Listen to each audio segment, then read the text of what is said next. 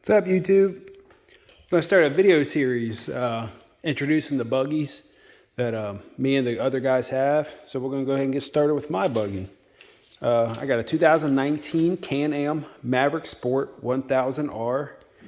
Got a bunch of stuff done to it. No, I mean, nothing crazy. I'll give you what I like, what I don't like, what I want done, what I have done, and what I would do again. So we'll go ahead and get started. Up front, you got the Can Am bumper, and then you got the side protectors as well. I got a Can Am 4,500 pound synthetic rope winch, and I got the Beamtron dual headlight LED lights up front. I got them angled like this to help you see around the trails better, because I had a 12-inch light bar up front, and it just put beams out. I really didn't care for that. All right, got another aux beam light up front. It's pretty bright. I only use it when it's at night and there's really no one around me. Got the roof, Can Am roof. This thing, I don't like it. I wouldn't buy it again. I wish I didn't buy it. I'd definitely go with a different roof, but I mean, it works. It's just not something I'd buy again. I got some cheap mirrors. They work good.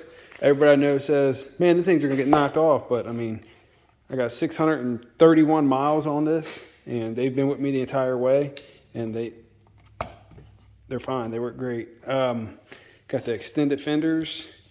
Got my Trail Dawgs sticker. I got extended fenders work pretty well. If you look down the side, they pretty much hide most of the back wheel and most of the front wheel as well. I got the pocket Change Fabrications side rock sliders. I like them.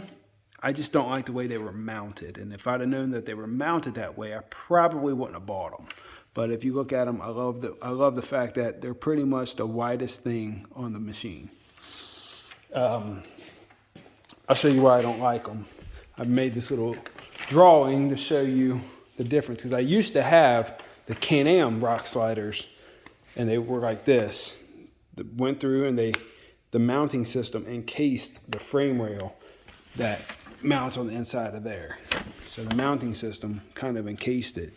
These kind of just butt up to it with a bolt at the back, and I don't feel like that's going to hold up over time, but I do got about 140 miles on it. So, I mean, time will tell, but that's my only really complaint with them. I mean, you can jump up and down on them. They don't do anything. They don't move. They're solid. But other than that, they're pretty good. I got the carbon fiber dipped, hydro dipped center console, as well as bezel with all my switches the way I want them. That's Dirty Dips Hydrographics. You can find them on Facebook. I got the link in the description. Just go check them out. They ship worldwide, and they're pretty good. I got the Trail Armor, Pro Armor, I think they're called, one of them. Harnesses. I like having a harness. I just wish these were retractable after riding in some vehicles with retractable harnesses. When these wear out, I'm going retractable. That's it for the inside. Going on down the line a little bit. I got the rear mud flaps as well. Got the Can Am Rancher style bumper. I wanted to go with the Rancher because the original one just has everything from that bar down, and I felt like you got a little bit more protection for like 40 extra bucks. So that's why I went with the Rancher style. I got the MBRP Exhaust. I love my exhaust. It sounds great. It looks great. Full stainless. Got the rear lights as well. Them are night lights. They work good for like if you're trying to get something in the back, or if someone's got a flat behind you, you can just back up to them, work out of your tailgate, and throw the light to it, and it's good to go. I think that's pretty much it for stuff that I have. All right, now mods I do want to go when these are wore out. I mean, these got pretty good thread. I can't really complain about the Bighorns.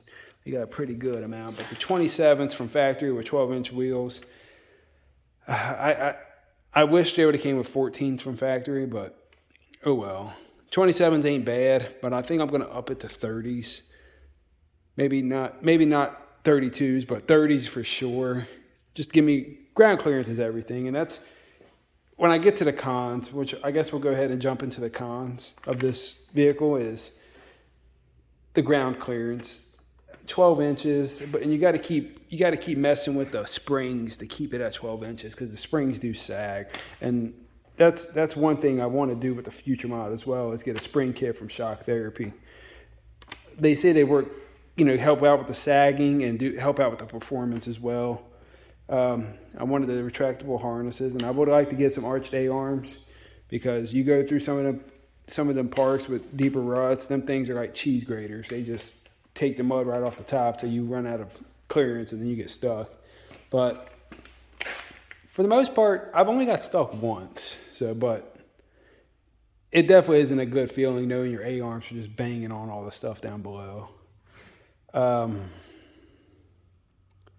Another con is the gas gauge. And if you go out to like Hatfield McCoy where you can do 100 plus miles in a day, and I have no faith in this gas gauge. It should have been recalled. I knock Can Am for not recalling these garbage gas gauges on this thing, because it'll sit there and say you're on E with a fuel light on, and then you'll go to the gas pump. It's got like an 11-gallon gas tank, and you'll put like 4 gallons in it, and you'll be like, what the heck happened here?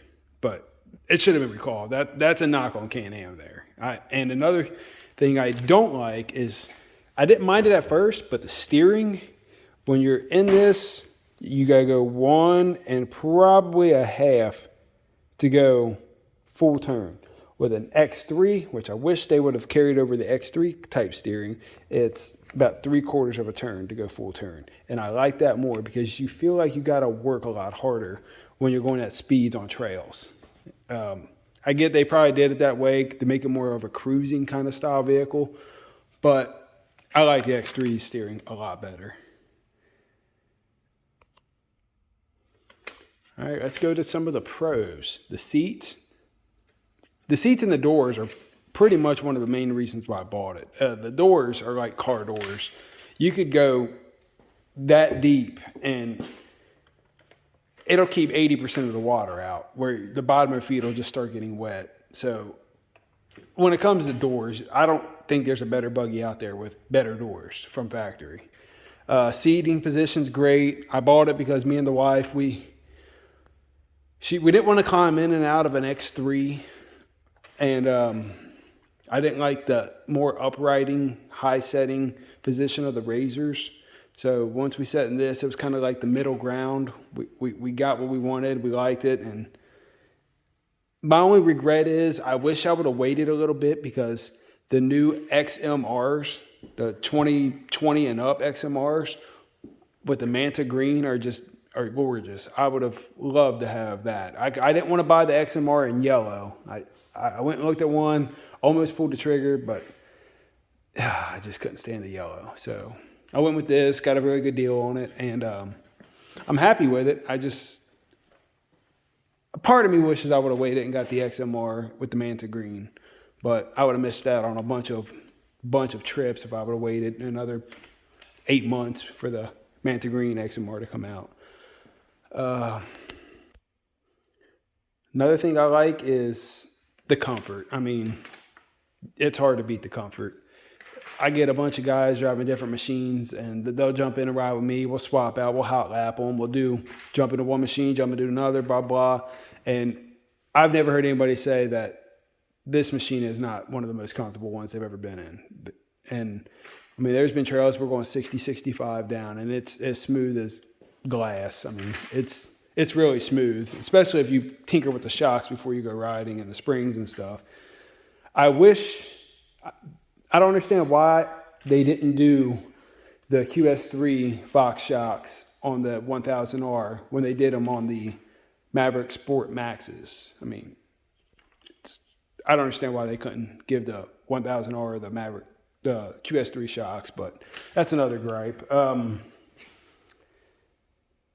The power is pretty good. I mean, 100 horsepower, and I mean, honestly, I ride in mostly eco, and if you've seen some of the videos that I ride in, I don't take it easy. I go pretty fast for the most part, and but I ride mostly in eco mode. Every now and then I'll throw in a sport to show off, but the storage, I'm sorry, jumping around, but the storage is great. I mean, there's tons of storage in there. There's another storage there. You got nice cup holders down low, which you can't see. Storage is great. You can always go aftermarket with the storage. That'll kind of help it out a little bit, but it's pretty sweet. And the build quality, I'm really impressed with the build quality. Knock on wood, I haven't had anything go wrong with this thing. Anything. And there's people out there that's similar mileage. I mean, granted, I know riding styles and terrains make a big difference, but I know people out there that's already done a lot to their buggies that's got similar mileage, and that's because they had to, because something messed up, something bent, something broke, whatever. I'm really impressed with the build quality. The sound of the engine sounds really nice before the exhaust and after the exhaust. And the maintenance is pretty easy. I've already done the first oil change on it. Now that I got it out of the way, figured out how to do it, the in and outs of it, I'm pretty happy with the oil changes and the air filters and stuff like that. And then I grease it up after every ride so it ain't squeaking like some of these other buggies out there, just be going to town squeaking. And yeah, that's pretty much it, man. Next, we're going to try and do my brother-in-law's. He's got a Maverick X3 base, 120 horsepower. It's the one we did the aftermarket Assassins kit on it. He's got some more stuff done to it now, so we'll do that one next. But let me know what you like, what you don't like, and if you got any suggestions of stuff that you've done to your Maverick Sport or that I should keep my eye out on. I'm always looking, but I appreciate y'all's time, and thanks for watching.